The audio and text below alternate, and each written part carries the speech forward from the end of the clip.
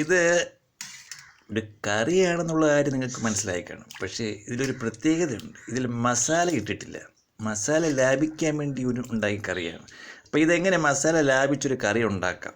സാധാരണ നമ്മൾ യൂറോപ്പിലൊക്കെ ഉള്ള ആൾക്കാരൊക്കെ കൂടുതൽ മസാല കുറച്ചേ ഉപയോഗിക്കത്തുള്ളൂ. അപ്പം നമുക്കങ്ങനെ വേണമെങ്കിൽ മസാല കുറച്ചൊരു കറി ഉണ്ടാക്കി കഴിക്കാം. എങ്ങനെ? അപ്പോൾ ഇതിനകത്ത് അടങ്ങിയിരിക്കുന്ന സംഭവങ്ങൾ ഒരു 5 കറിക്കായ ഉണ്ടല്ലോ, ഒരു 4 കറിക്കായ ചെറുതും പിന്നെ ഒരു ഏത്തയ്ക്ക പച്ചയാണ് കേട്ടോ, പച്ചയാണ് ഇതിൽ അരിഞ്ഞിട്ടിരിക്കുന്നത്. പിന്നെ ഒരു 3-4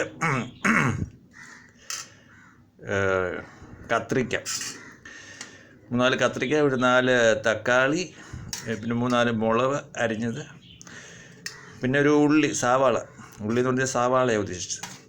അപ്പം ഇതൊക്കെയാണ് ഇതിനകത്ത് അടങ്ങിയിരിക്കുന്നത്. പക്ഷേ ഇതിനകത്ത് ഒരു കാര്യം കൂടെ അടങ്ങിയിട്ടുണ്ട്. അതുകൊണ്ടാണ് മസാല ഇടേണ്ട ആവശ്യം വന്നില്ല.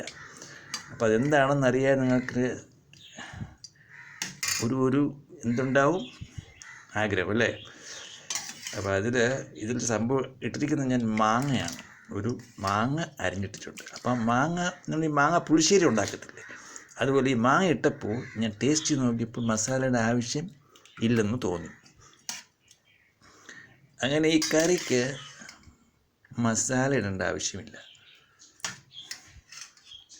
മഞ്ഞൾ ചേർക്കണം, ഉപ്പും ആവശ്യത്തിന് ചേർക്കണം. പിന്നെ ചേർക്കേണ്ട കാര്യം, ഈ വെളുത്തുള്ളി ഇഞ്ചിയൊക്കെ ഇട്ട് ചൂടാക്കി വെക്കത്തില്ല വെള്ളം, അത് അല്പം വേണമെങ്കിൽ ഒഴിക്കാം. ഈ ഗ്യാസിൻ്റെ പ്രശ്നങ്ങൾ എന്തെങ്കിലും ഉള്ളവർക്ക്, കാര്യം മാങ്ങയൊക്കെ ഇടുന്നതുകൊണ്ട് ചിലപ്പോൾ ചേർക്ക് പിടിക്കത്തില്ല, അതുകൊണ്ട് വേണമെങ്കിൽ ഒഴിക്കാം.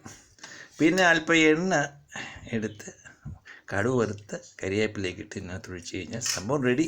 അപ്പോൾ ഈ ഡിഷിനൊരു പേരിടണ്ടേ, ബനാന കറി അല്ലെങ്കിൽ മാംഗോ കറി, അത് നിങ്ങൾക്ക് ഇഷ്ടമുള്ളതിടാം.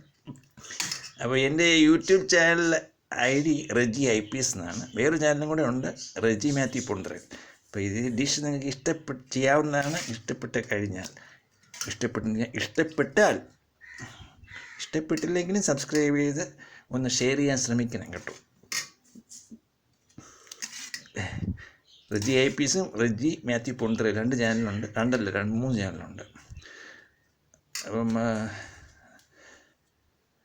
Thank you for watching.